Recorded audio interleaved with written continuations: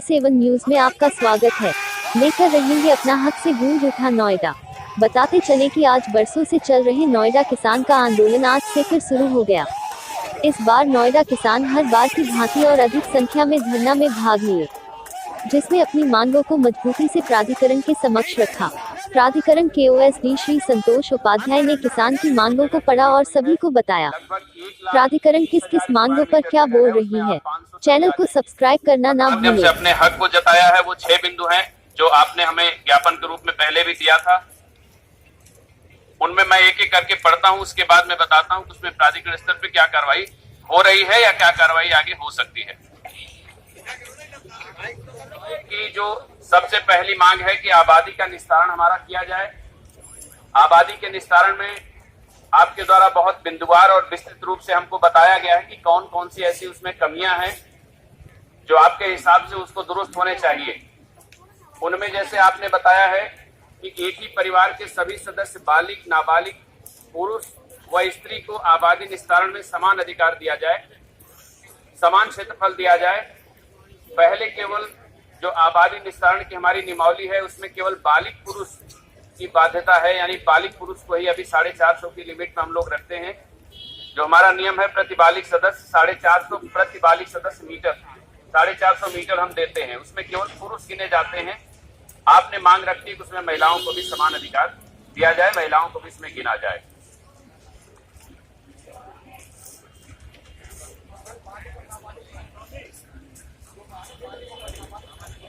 हाँ, वो बोल दिया है मैंने, बालिग नाबालिग आपने सब लिखा है, इसमें सभी को काउंट किया जाए, ये आपने मांग रखी है।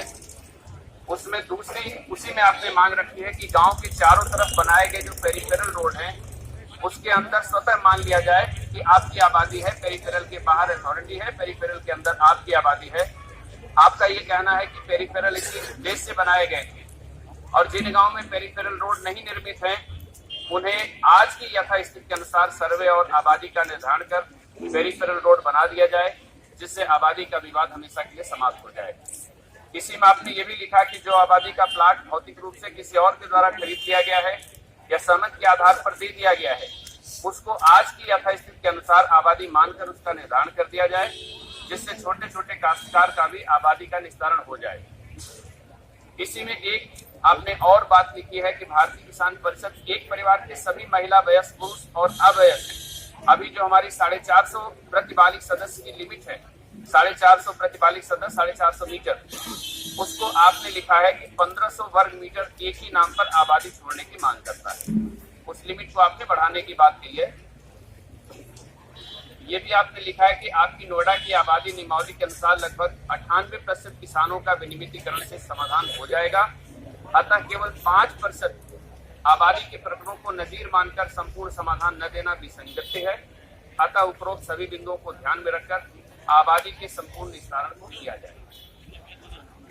इस बिंदु पर मैं प्राधिकरण का रुख आपको स्पष्ट कर दूं। प्राधिकरण की जो अभी प्रचलित नीति है वो आबादी विनियमावली 2010 संशोधित 11 और 12 की है, जिसमें ये कहा गया है कि अगर किसी स्तर पर किसी व्यक्ति की 2011 में कोई आबादी थी और प्राधिकरण द्वारा उसका अधिग्रहण कर लिया गया है या कब्जा कर लिया गया है तो उसको हम लोग बैकलीज बोलते हैं, उसको हम आपको वापस करते हैं।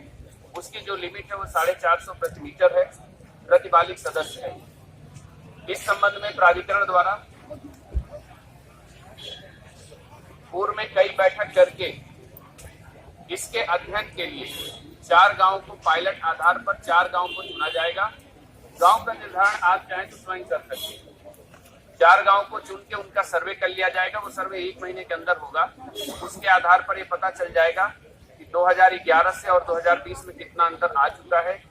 उस आधार पर उसी के साथ साथ पेरिफेरल का भी सर्वे होगा और 4 गांव में 3 गांव ऐसे रहेंगे जिनमें पेरिफेरल नहीं बने होंगे या चारों गांव हो सकते हैं। उन चारों गांव का पेरिफेरल का भी निर्धारण इसी में होगा।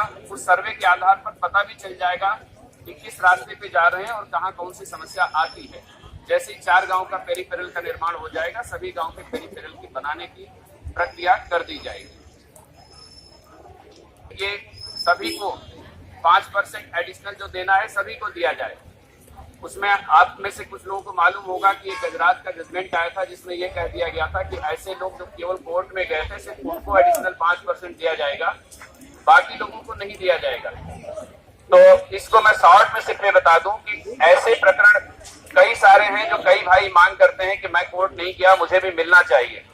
उसके लिए आपका जो ज्ञापन है, क्योंकि इसमें एक टेक्निकल प्रॉब्लम है, टेक्निकल प्रॉब्लम यह है कि सुप्रीम कोर्ट से इसको डिक्टो कर दिया गया और माननीय सुप्रीम कोर्ट के आदेश के क्रम में गजराज की जो नोटिफिकेशन है ये स्पष्ट कर दिया गया कि सिर्फ पेटिशनर को मिलेगा, यानी जो कोर्ट गए थे बाकियों को नहीं मिलेगा।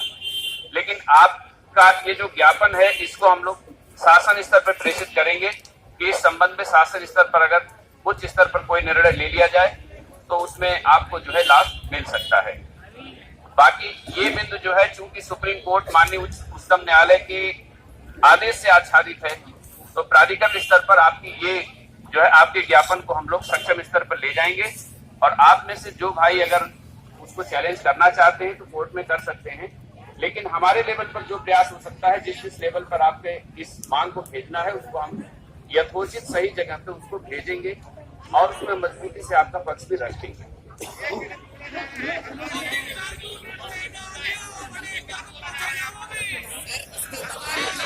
ये ऐसा है, पहले ये 6 बातें आप सुन लीजिए, अगर आपको गलत लगता है तो आप बताइएगा। पहले हम सुनेंगे, वो बात का निर्णय हम करेंगे। वो पहले हमको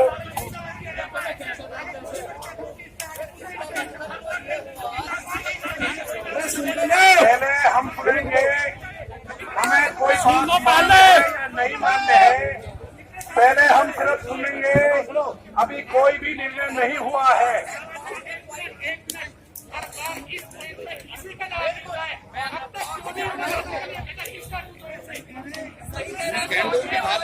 मैं वही कह रहा हूँ कि हमने कोई निर्णय नहीं कर लिया, हमारे सारे विकल्प खुले हुए हैं। मैं फिर कह रहा हूँ एक बिंदु आपका और है, इम्पोर्टेंट बिंदु है वो, और ये सिर्फ आप भाइयों की नहीं, काफी किसानों की ये मांग आती रही है। जरा 1 मिनट शांत हो जाइए। पर जो भवन जिसको बिल्डिंग रेगुलेशन कहते हैं, हुआ ये कि आबादी विनियमावली जो पहले प्राधिकरण की जो प्रचलित नीति थी, गांव के लिए जब आबादी विनियमावली लाई गई तो लगभग हूबहू वैसे ही रख दी गई है। इसमें लगातार किसान भाइयों की शिकायत आती थी कि किसानों के जो घर बनेंगे, जो सेक्टर के घर बनेंगे, दोनों में बहुत अंतर होता है। आपको अपने दूसरे पैरामीटर पे घर रखने हैं और सेक्टर में जो घर रखने हैं उसमें सेटबैक का रहता है, कितना हाइट रख सकते हैं, वो सारी चीजें रहती हैं। लेकिन आपके लिए वो दूसरी बातें होती हैं।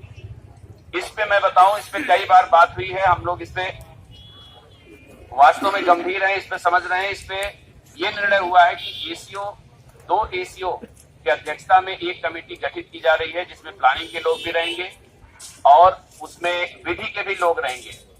उसमें सबसे बड़ी बात है कि आपके द्वारा ही सजेशन हमें दिए जाएंगे कि ये बिंदु हमें ठीक नहीं लगते, उसमें बिल्डिंग बायलॉज में इसमें चेंज कराइए। हाँ, बिंदु आपने दिए हैं कुछ इसमें, जैसे इसमें बिंदु आपने दिए हैं, 2 ही बिंदु दिए हैं, लेकिन हम लोगों ने कम से कम 5-6 आपसे अनुरोध करते हैं 5-6 बिंदु कम से कम उसमें दीजिए। जैसे इसमें बिंदु 1 दिया गया है कि न्यूनतम इसकी ऊंचाई जो है 25 मीटर कर दी जाए। अभी बिल्डिंग बायलॉज कहता है कि 15 मीटर उसकी ऊंचाई हो सकती है। दूसरा ये इसमें आपने दिया है कि उसमें सबसे ऊपर की मंजिल को प्रॉफिटेबल तथा सीढ़ियों को ममटी जिसे बोलते हैं उसको सम्मिलित न किया जाए, यानी 25 मीटर की हाइट में ममटी को सम्मिलित न किया जाए। और दूसरा आपने इसमें लिखा है किसी प्रकार के मानचित्र को पास करने की बाध्यता न किया जाए। ये 2 बिंदु आपने इसमें हमें अभी दिए हैं। इसमें 2 एसीओ सर की अध्यक्षता में उसमें 2 एसीओ स्तर के अधिकारी हैं, वो कमेटी का गठन कर दिया गया है। कमेटी का टाइम जो है लगभग 25 से 30 दिन का रखा गया है। बिल्डिंग बायलॉज पे जितने चेंज हो सकते हैं वो बिल्डिंग बायलॉज पे आप भी और जनता से भी स्वागत किया जाएगा। जो उसमें सजेशन दे सकते हैं, फिर उसमें उसके रिपोर्ट के आधार पर परिवर्तन निश्चित रूप से उसमें परिवर्तन किया जाएगा। एक आपका बिंदु इसमें और है जो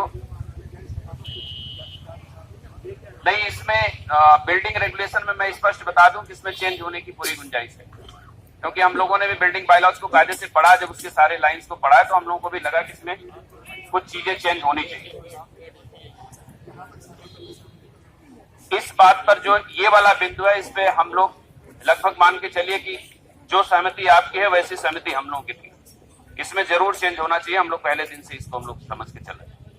इसमें कई चीजें हम लोगों को भी महसूस हो रही थी, कुछ रेगुलेशन से आपका घर बन नहीं सकता है और फिर अंत में यही होगा कि नियम तो बन जाएगा लेकिन उसका अनुपालन नहीं हो पाएगा। लेकिन इसमें चेंज होने की पूरी गुंजाइश है और चेंज होना भी चाहिए। इसके बाद दो बिंदु आपके अभी जो नए ऐड हैं, एक तो 5% के जो प्लॉट है उसका कंप्लीशन का टाइम बढ़ा दिया जाए।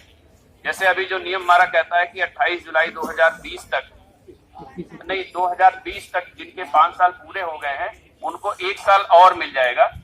लेकिन अगर 28 जुलाई 2020 के बाद जिनके 5 साल पूरे होते हैं, वो चाहे 5% का हो चाहे सेक्टर के प्लॉट हो, वो उसी दिन जो है डीम्ड कैंसिल्ड माने जाएंगे। तो आप लोगों की ये मांग है कि 5% के प्लॉट को सेक्टर के प्लॉट से तुलना न किया जाए, सेक्टर के प्लॉट को अलग रखा जाए। 5% के जो प्लॉट है उसमें और समय दिया जाए, क्योंकि बहुत सारे ऐसे किसान भाई हैं जिनके पास आर्थिक स्थिति ऐसी नहीं होती कि तुरंत वो बना सके। आपने पूरी मांग इसमें लिखा हुआ है।